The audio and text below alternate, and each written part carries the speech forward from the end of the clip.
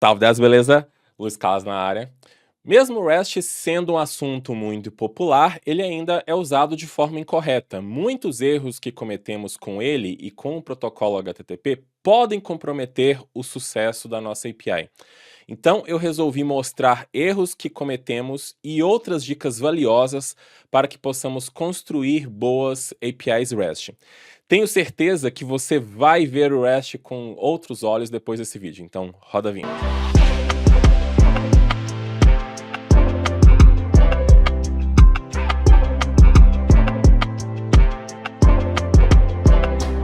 Já quero aproveitar para poder pedir o seu like, se inscreva nesse canal, ative o sininho das notificações, assim você não perde nenhum conteúdo novo e também nos ajuda a crescer. Toda semana tem conteúdo top que nem esse aqui no canal. Esse vídeo é a segunda parte que você não pode, erros que você não pode cometer com REST. Eu vou deixar o card aqui em cima para que você possa ver essa primeira parte. Inclusive, REST é um assunto que está na nova versão do curso Full Cycle, o Full Cycle 4.0. Nós ensinamos como criar uma API REST usando todos os níveis de maturidade. Se você pensa que sabe REST, ao ver esse curso, você verá que para construir boas APIs REST, tem que ir muito mais além. Mas o curso tem muito mais assuntos. Você vai aprender sobre arquitetura de software, DevOps, DevSecOps, autenticação, segurança, mensageria, enfim. É a melhor formação que você vai encontrar para conseguir construir grandes aplicações e ter um perfil desejado por grandes empresas. Dê uma olhada aqui no link da descrição para conhecer o nosso curso, mas também nós temos outras formações como pós-graduação e MBA. Você não vai gastar nem 30 segundos para preencher o formulário e os nossos especialistas vão entrar em contato com você, beleza? Vamos começar pelo nosso famoso CORS, o Cross Orange Resource Sharing, que é o compartilhamento de recursos entre origens cruzadas. É uma política usada na web para definir restrições na comunicação entre duas aplicações que são diferentes. Por exemplo, você tem o seu front-end ali no browser e a API REST, mas não somente nesse caso, quando eu tenho duas aplicações diferentes se comunicando.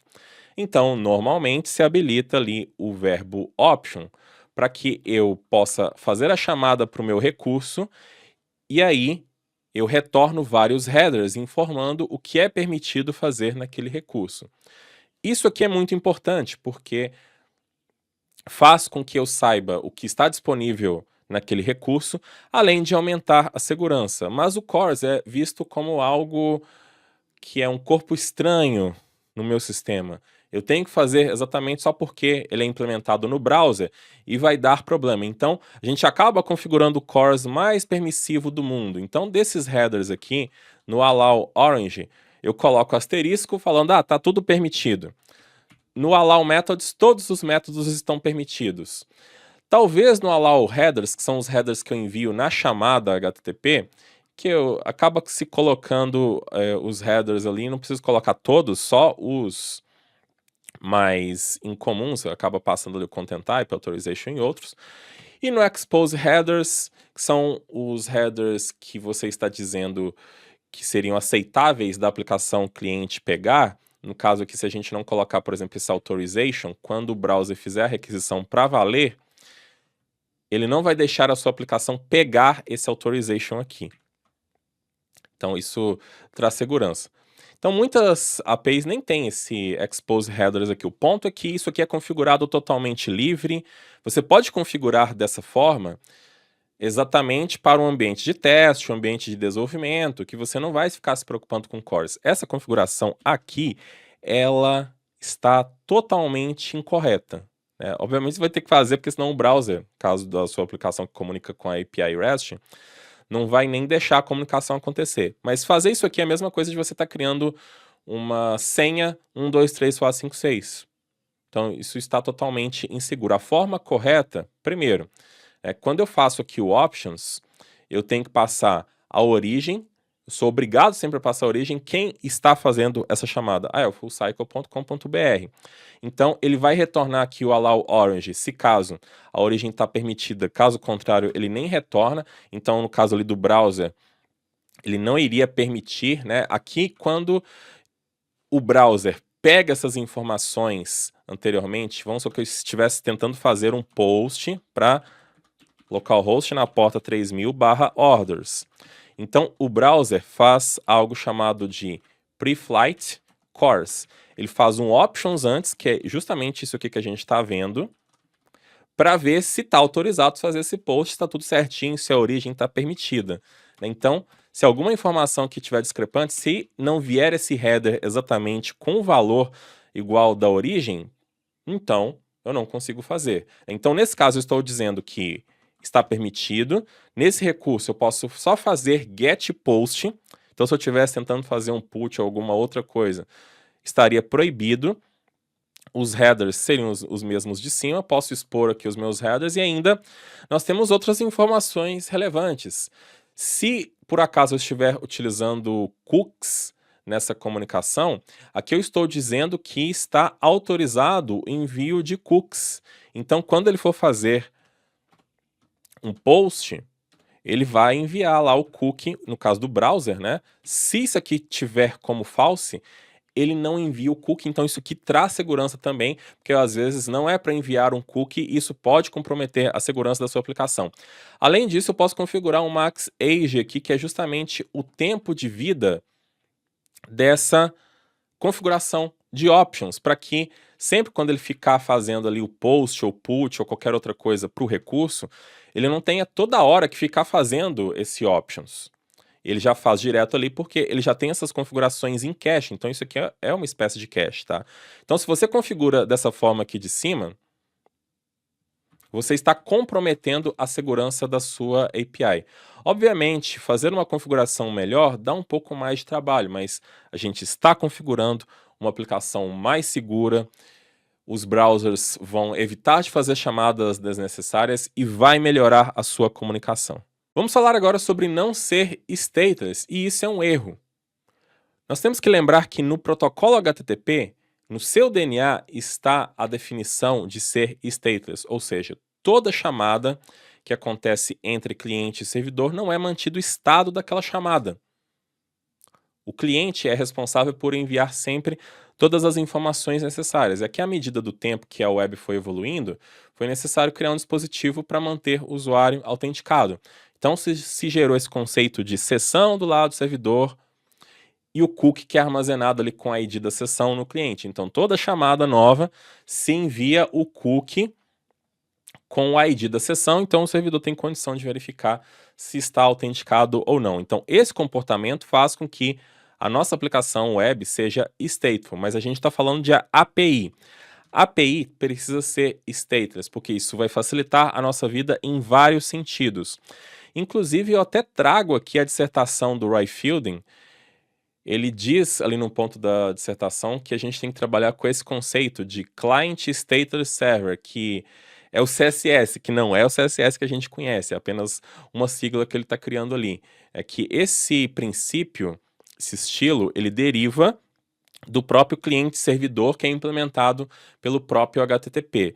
Então a ideia é toda vez que eu for fazer a minha chamada, eu sou responsável por enviar todas as informações necessárias para que o servidor consiga processar aquela solicitação. Ele é responsável por enviar tudo.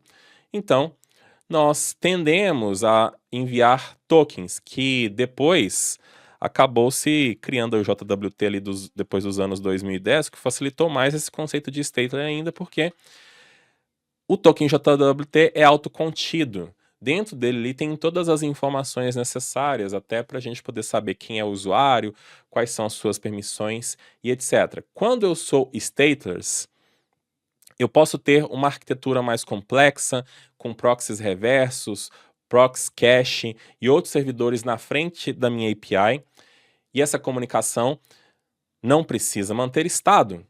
Ela se dá de forma mais independente e flexível. Posso trocar esses servidores, adicionar outras coisas na frente, ter uma arquitetura complexa, sem que eu tenha que me preocupar com recuperar o estado dessa chamada. Isso me permite também criar réplicas da minha API, permitindo que eu escale melhor a minha aplicação, atenda mais solicitações.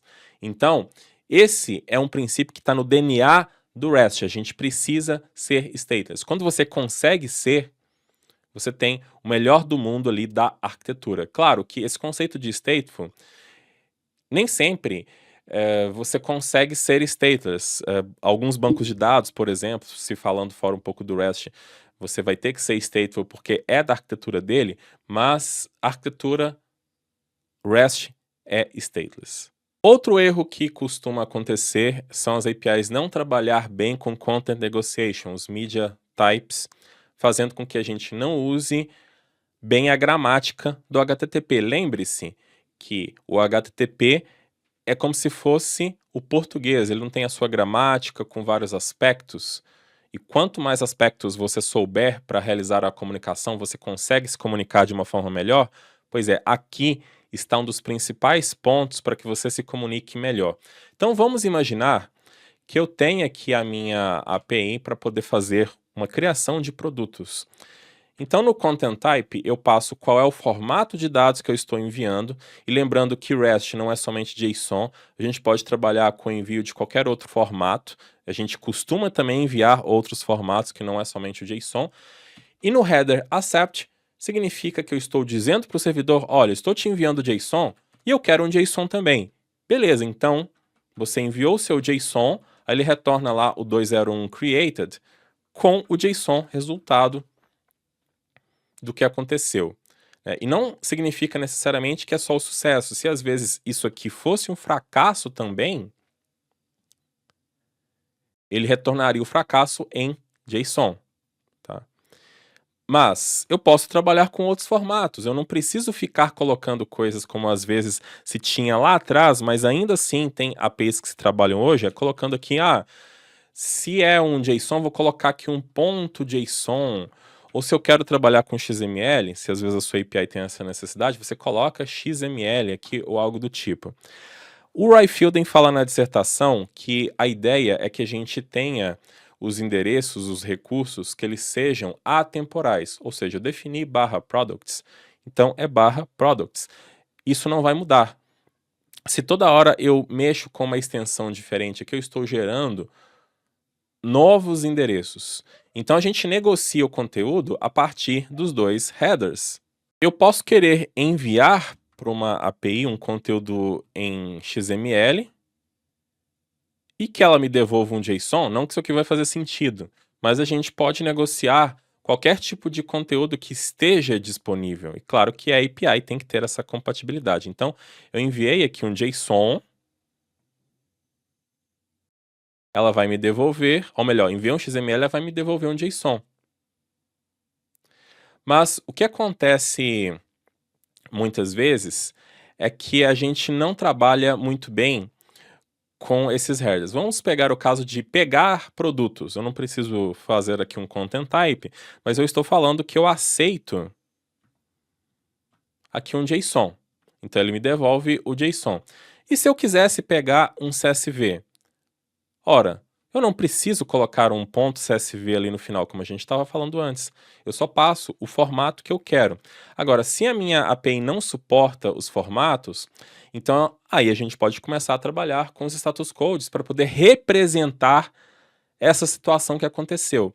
Eu passei que eu quero enviar um XML e eu aceito um CSV como resposta.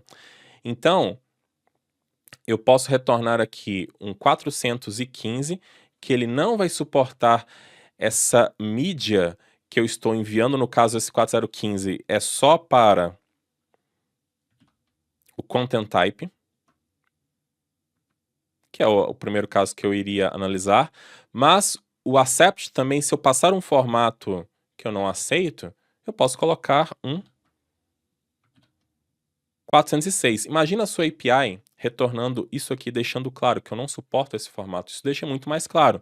Mas o que muitas APIs vão acabar fazendo é retornando um erro estranho, um erro 500, e aí você não sabe o que está acontecendo, exatamente porque a gente não tem essa comunicação uniforme, nós não estamos aproveitando toda a gramática que já está presente. Inclusive, nós conseguimos até fazer um versionamento dessa API via os media types. Claro que eu posso chegar e começar a fazer um V1 na minha API, criar subdomínios ou algo do tipo. Mas eu posso apenas passar nos headers um header específico especificando a versão que eu tenho. Isso aqui é um padrão que normalmente é utilizado, então se eu quero enviar aqui vamos até pegar um post, porque um get aqui eu não teria um content type, né? Eu poderia estar enviando aqui um produto usando a versão 1 da minha API. Então, eu coloco application/vnd, que é um vendor, ou seja, estou criando aqui um formato proprietário desse JSON, então full cycle v1. Então, ele iria processar a criação desse produto com a versão 1 da API. Ah, eu quero usar a versão 2, eu só mudo aqui. Veja que eu não mudo o meu recurso. Ele permanece atemporal. Então, isso aqui ajuda demais para os clientes mudarem o suporte da API sem que eles tenham que ficar mudando a URI, né? Então, isso é muito legal. Também da mesma forma, eu posso enviar o accept dizendo, olha, eu quero ali o retorno daquela versão da API. Claro que aqui eu passar uma versão diferente do que eu aceito, eu envio um tipo de dado de uma versão e aceito de outro tipo de outra versão, seria estranho. E aí, obviamente, a API faz essa validação, né? Mas tudo isso aqui faz parte de negociação de conteúdo. Então, ele me retorna ali, ó, estou usando exatamente essa versão 1. Então, fica muito mais fácil de compreender, realizar as operações e também de refatorar quando surgem novas versões. Quanto mais estáveis forem os seus recursos, melhor vai ser a comunicação da sua API. Nós falamos no primeiro vídeo sobre a padronização na resposta de dados da API, mas não falamos especificamente ali nos erros. Dissemos que é necessário que você mostre os erros com clareza, que fique claro de fato o que aconteceu. Mas em 2016 foi criado essa RFC ali no IETF, que é o Problem Details for HTTP APIs, a RFC 7807. Depois ela ficou obsoleta em detrimento dessa outra RFC aqui, que é a 9457, mas é a mesma coisa, só atualizaram alguns pontos. A questão é que eu posso ter 1 milhão de APIs, todas elas provavelmente vão ter um formato de erros diferente, né? Cada uma vai retornar uma coisa. Isso dificulta. A gente não está falando de uma interface uniforme, e quando nós temos interfaces uniformes, eu já sei o que esperar, já fica fácil para que eu entenda o que está acontecendo. Quando você já sabe o que esperar da comunicação, o entendimento é bem melhor. Então, isso aqui cria um padrão de como que a gente tem que retornar as coisas. Primeiro, né, vamos falar do que realmente acontece nas APIs. Eu estou querendo fazer aqui uma atualização de um recurso que não existe, ou melhor, até pegar aqui, né, um recurso não existe, passo um accept application JSON, a gente já viu que tem que retornar um 404 nesse caso, e eu retorno um erro ali, resource not found, né? Isso aqui seria o mínimo esperado, mas muitas vezes eu posso ter mais contexto para poder retornar, deixando mais claro ainda o erro que aconteceu. Na hora que eu estou fazendo a criação de um produto também, passei ali um nome inválido, aí eu retorno um validation, erro, né? Mas eu poderia melhorar ainda mais esse erro. Então, esse API Problem vai definir exatamente esse formato aqui. Na hora do accept, se eu estou... Vamos colocar que eu quero pegar aqui o produto. Se eu quero pegar o produto 1. Se der certo, né, obviamente eu vou ter um JSON normal, mas eu posso colocar vírgula aqui também, pedindo outros formatos. Olha, eu quero esse cara aqui, mas se ele não existir, me retorna esse outro, ou me retorna esse outro, eu posso pedir vários. E aí vai ter esse application/problem mais JSON, que é o formato que nós estamos utilizando ali da RFC. Então, na hora que ele retornar o 404, ele vai retornar o content type, que é esse formato, e aí vão ter essas informações aqui. Essas informações são as informações obrigatórias. Eu não vou aprofundar exatamente no funcionamento de cada uma, porque a gente tem certas peculiaridades em cada uma dessas informações aqui, mas nós temos que ter type, title, status, detail e instance. Tá? No type, nós podemos referenciar, às vezes tem algumas APIs que não tem ali uma documentação de erros, aí ela pode referenciar alguma coisa da própria RFC da IETF, mas aqui é um erro genérico, né? Eu tenho um erro de não existe em produto, seria o mesmo endereço para não existência de um pedido. Em title, eu posso colocar algum título que representa aquele erro que aconteceu. Se eu não tiver nenhum título específico, posso repetir o mesmo conteúdo do status code. Já em status, eu coloco o erro que aconteceu, ou se eu não tiver o erro, o próprio status code que aconteceu, aí a gente pode começar a pensar assim, poxa, mas por que está repetindo essas informações aqui, sendo que eu já tenho essas informações no status code? Isso aqui acaba melhorando a rastreabilidade. A gente pode ter outros servidores ali no ecossistema, a arquitetura da nossa API pode ser mais complexa. Então, às vezes, o seu servidor proxy ou uma API gateway que está ali na frente pode mudar o resultado que é retornado lá para o cliente, mas ali naquela API gateway, no seu servidor proxy, fica registrado esse erro que aconteceu. Então, isso aqui ajuda em debug, isso é importante, apesar de parecer repetitivo, não é. Em detail é aqui que eu vou brilhar, né? Eu vou colocar os detalhes do que aconteceu, eu poderia colocar o recurso de produto não existe com com ID 1, enfim. Eu posso colocar aqui detalhes e em instance, e cuidado que muitos lugares falam que instance é você definir exatamente de novo o endereço que você está chamando, poderia ser até relativo, né? Poderia colocar assim, ó, não é, tá? O instance é justamente uma referência para o erro. Então vamos supor que o cliente da API fez essa chamada, passou por esse erro, e ele quer informar o erro para a equipe de desenvolvimento, para a empresa que desenvolve a API. Então ele vai passar exatamente o instance. Eu posso ter uma forma ali na minha API de fazer uma chamada para esse endereço e ele me retornar um pouco mais formal, detalhes daquele erro que aconteceu. Acabou, ó, foi exatamente isso aqui. Então serve para a gente já saber o que está acontecendo de fato. Não é a replicação desse endereço aqui de cima, né? Então exige que você melhore a comunicação. Tá vendo que isso aqui acaba melhorando demais como que a gente vai acabar lidando com os erros, né? Na hora que eu estou fazendo uma criação de um produto, passando ali as informações inválidas, né? Então passo ali o problem mais JSON também, e aí eu posso retornar aqui, erros de validação, retorno uma documentação sobre isso, eu coloco o mesmo título aqui de cima que eu não tenho nada para colocar, o 422, aí detail, ó, os dados passados, o input passado está inválido, e aí tem uma documentação para os erros do próprio produto, aí eu posso falar que, o nome precisa ser, string até 255 caracteres, né? Eu poderia especificar esses detalhes aqui, dizendo que, se o nome é requerido porque o nome não foi passado, enfim, é um erro específico, o instance serve para isso.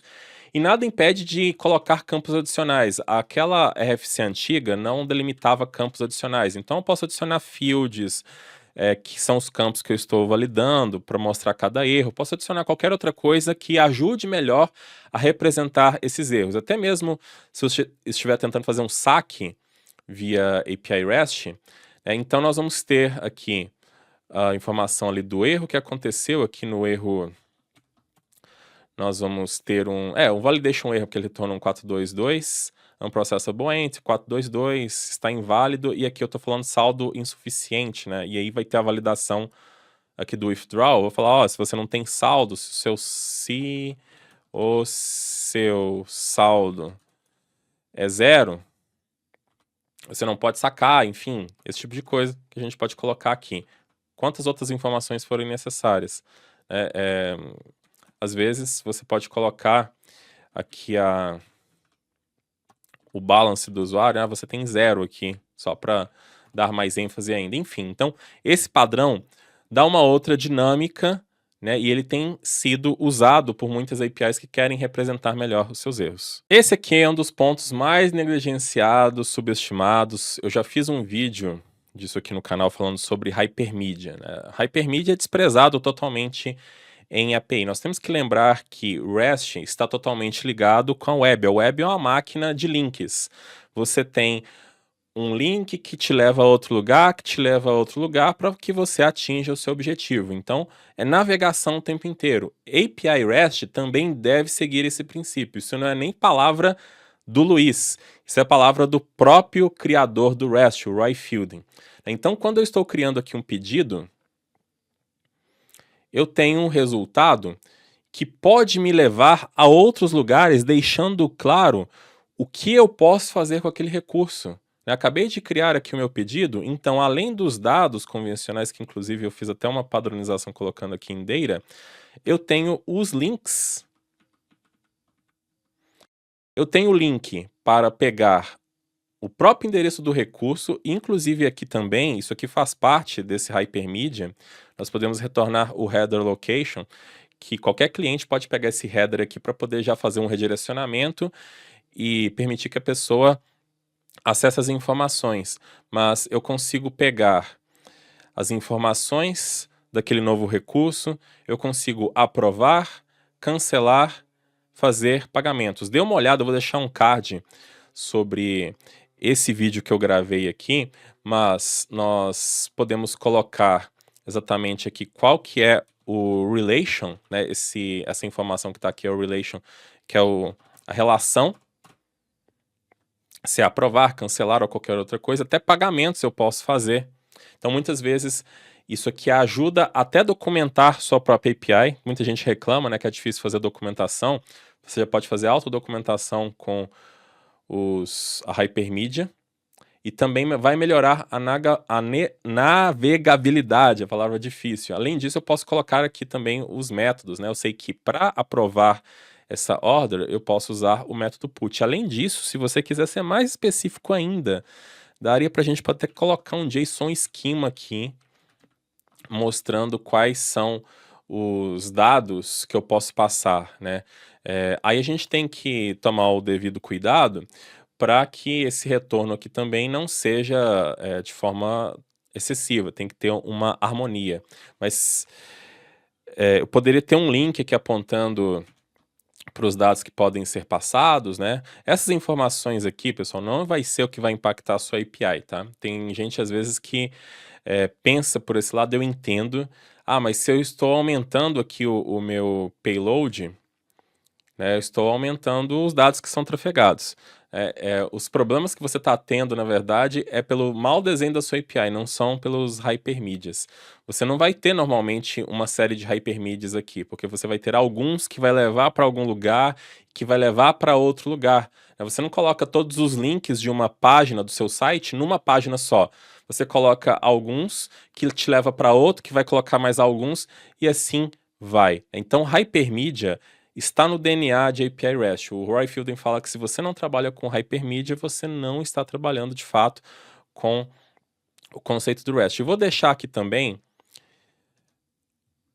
o que eu falei na aula passada, mas eu vou reprisar de novo nessa, que é o JSON Hall, que você pode usar um formato que serve para que você organize os seus links junto com outros dados. Então aqui tá os links organizados de outra forma, enfim.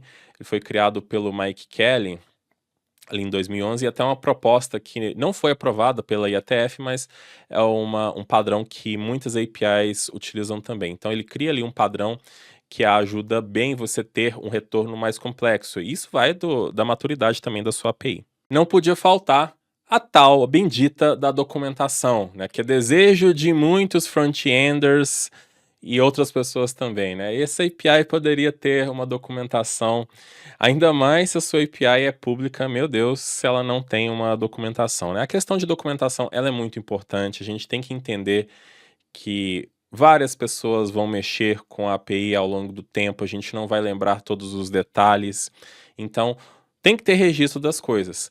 Obviamente, a Hypermedia ajuda demais, mas não significa também que a gente não tenha que ter documentação. De um modo geral, o mercado utiliza amplamente o Swagger, mas também nós temos outras opções, né? Porque um problema da documentação é justamente manter essa documentação ao longo do tempo, né? Muitas empresas acabam criando a expectativa ali, se cria uma primeira versão, e depois o código vai modificando e a documentação não vai acompanhando, aí não adianta nada. Claro que hoje em dia vários frameworks já te dão, à medida que você vai criando ali seus controllers com os dados e os retornos, acaba se tornando a coisa autodocumentável, né? Então você consegue trabalhar com Swagger fazendo essas coisas aí, enfim, cada tecnologia vai ter a sua forma de trabalhar. O ponto é que a gente tem que ter documentação, mas nós temos outras opções também. Mas se você quiser dar uma olhada no Backstage, depois a gente faz uma aula sobre isso aqui no canal. É uma boa ferramenta também para que você consiga fazer essas documentações. E uma ferramenta que eu estou de olho, em breve eu farei um vídeo aqui também para o canal, é o TypeSpec, que está sendo construído pela Microsoft. Tá? É esse repositório aqui. Você consegue fazer a sua documentação utilizando uma linguagem como se fosse o TypeScript, né? A Microsoft pegou a ideia lá do TypeScript, de não ser agressivo, de não abandonar totalmente o JavaScript, e criou o TypeSpec, que é a ideia de você fazer a documentação e você pode intercambiar isso para outros formatos, JSON Schema, OpenAPI, Protobuf, se quiser trabalhar ali com gRPC. Então é algo que é muito novo ainda, mas eu acho muito promissor, porque quando você consegue fazer aqui quando você vai fazer a sua documentação, é muito fácil de trabalhar, fica muito mais entendível, né? Você olha ali, você tem menos sintaxe, é muito mais amigável e é próximo também de um JavaScript da vida. Enfim, o ponto é, trabalhe com documentação de uma forma, faça com que isso seja fácil, né? Você tem que documentar à medida que você está trabalhando no seu software. Senão, depois você vai perder a essência da sua API. As pessoas vão o tempo inteiro ter ruídos de comunicação para poder entender o que se acontece em cada recurso que está disponível. Por último, vamos falar sobre cache. Eu acho curioso o cache, porque quando fala de cache em API, nós estamos imaginando um Redis, um banco de dados, mas nós não imaginamos que é possível trabalhar com cache usando apenas o protocolo HTTP. E isso, inclusive, pode resolver grande parte dos problemas de performance da sua API. Então vamos imaginar que eu faço uma requisição para o recurso de produtos, para poder capturar todos os recursos de produtos, e eu pedi ali um JSON. Então ele me devolve esse conteúdo aqui. Mas no contexto da minha aplicação, eu sei que eu posso fazer um cacheamento desse retorno. Então nós podemos colocar aqui na resposta que nós vamos ter um cache público e o tempo de vida dele vai ser 3.600 segundos, que é equivalente a 1 hora. Então, intermediários e o próprio browser, na hora que receber isso aqui, ele já vai fazer o armazenamento local, então toda vez que você usar lá o seu JavaScript, qualquer coisa, seja FAT, API, seja qualquer coisa que for, ele não vai fazer a chamada para API mais. Ele vai apenas pegar os dados que estão locais. Então tem 1 hora de validade desse cache.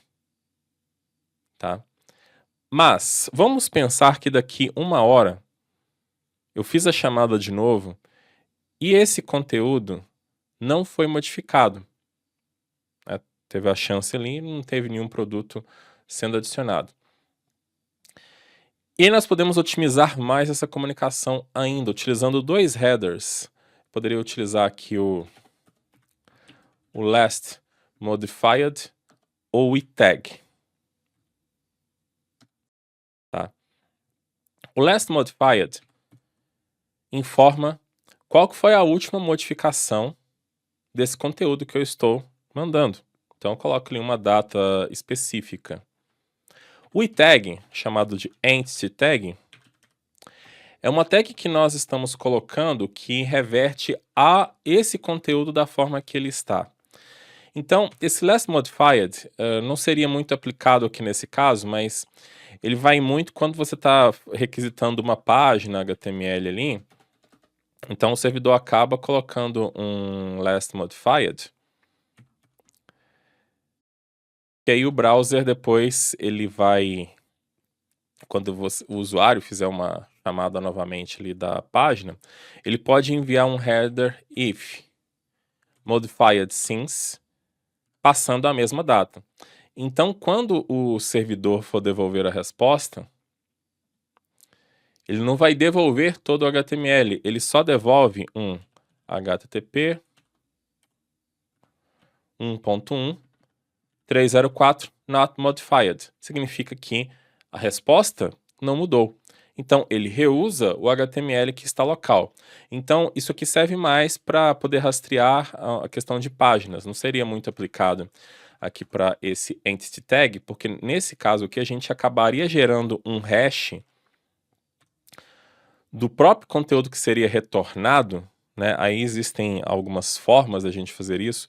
Você pode pesquisar mais, eu não vou entrar em tantos detalhes, mas vamos supor que eu tivesse aqui um hash com um SHA-256, um SHA-1 ou alguma coisa assim, né, que teria um hash relativo a esse conteúdo aqui, tá? Então, o last modifier não retornei o entity tag. Então, numa próxima chamada, se você tiver no browser algum sistema que está suportando trabalhar com esse cache, então ele vai fazer a chamada assim, ele passa ali o accept, e aí ele vai passar if non-match exatamente com o mesmo valor da versão que ele tem lá. Então, se a sua API, ela vai consultar o produto no banco de dados, etc. Na hora que ele for retornar a resposta, ele viu, o resultado que eu retornaria tem o mesmo valor, né? Então, vai ser exatamente o 304 not modified. Então, isso vai fazer com que o browser pegue o valor que está local, aquele valor que ele tinha lá. E ainda eu posso renovar aqui o cache por mais 1 hora. Então, eu recebo aqui a resposta do cache control público, max age, 360 segundos. Pense numa situação como essa aqui. Eu estaria não retornando não somente um produto, né, mas com certeza teriam mais. Eu reduziria a latência da minha API em relação aos clientes que estão se comunicando, porque eu estou retornando muito menos dados e sendo muito mais eficiente, reduzindo o número de chamadas para a minha API. E a brincadeira ainda fica melhor quando nós temos intermediários. Então vamos supor que eu tenho o browser não faz a chamada direto para a minha API. Eu tenho aqui a espécie de um Nginx, né? Ele pode se comportar aqui como um proxy cache, um proxy reverso, enfim. A gente pode ter uma infraestrutura mais complexa ainda. Então, o Nginx entraria nessa brincadeira aqui também. Quando eu coloquei que tem esse cache de 1 hora, então o próprio Nginx já faria o cache. Já trabalharia também com o itag. Trabalha também com last modified se for necessário. Mas quando o meu browser precisar fazer a chamada, ele passa o if non-match com o valor, cai aqui no Nginx, Muito bem, então esses são os erros que eu queria passar aqui para vocês no vídeo, mais o que a gente viu ali no 1. Obviamente existem vários outros erros que são cometidos, mas eu reuni dos principais. Então a gente vê como que REST, HTTP é subestimado, né? Nós temos tantas possibilidades usando essas tecnologias para poder construir APIs melhores, e a gente sempre às vezes tende a querer achar uma outra bala de prata, olhar para um GraphQL, olhar para uma outra coisa com desdém para o próprio REST, na verdade, é falta de conhecimento nossa, né? Então, que esses erros sirvam aí para vocês poderem evitar ou consertar as APIs de vocês. E eu quero saber se você gostou, se você não gostou, deixa aqui no comentário. Né, fale das suas experiências aí nas APIs que vocês mexem. Inclusive, eu quero lembrar, né, que esse assunto de REST, nós ensinamos isso muito bem na nova versão do curso Full Cycle 4.0. A gente criou trilhas de aprendizagem lá para, de fato, tirar esses gaps, né? Você vai conseguir desenvolver aplicações web, trabalhar com mensageria, autenticação, arquitetura de software, DevOps. Dê uma olhada aqui no link da descrição. E também nós temos outros treinamentos, né? Os nossos especialistas vão entrar em contato com você, não vai custar nada, 30 segundos você preenche o formulário, a gente vai ver como que a gente pode te ajudar para, de fato, te capacitar a desenvolver grandes aplicações, a liderar equipes, a projetar grandes projetos. É isso que a gente quer, né? Nós somos especialistas nesse ponto. Então, desejo aí um bom, feliz ano novo para vocês, tá? Esse aqui é o vídeo que tá saindo aí no período de ano novo. Muita saúde, paz, sucesso e muitos estudos, e que a gente continue juntos aqui no canal Full Cycle produzindo cada vez mais conteúdo. E é justamente vocês que fazem isso aqui valer a pena, isso acontecer, né? A gente só tá gravando esses vídeos porque vocês prestigiam o nosso trabalho, então o nosso muito obrigado, tá? Então, grande abraço para todo mundo, é isso aí e até a próxima. Tchau.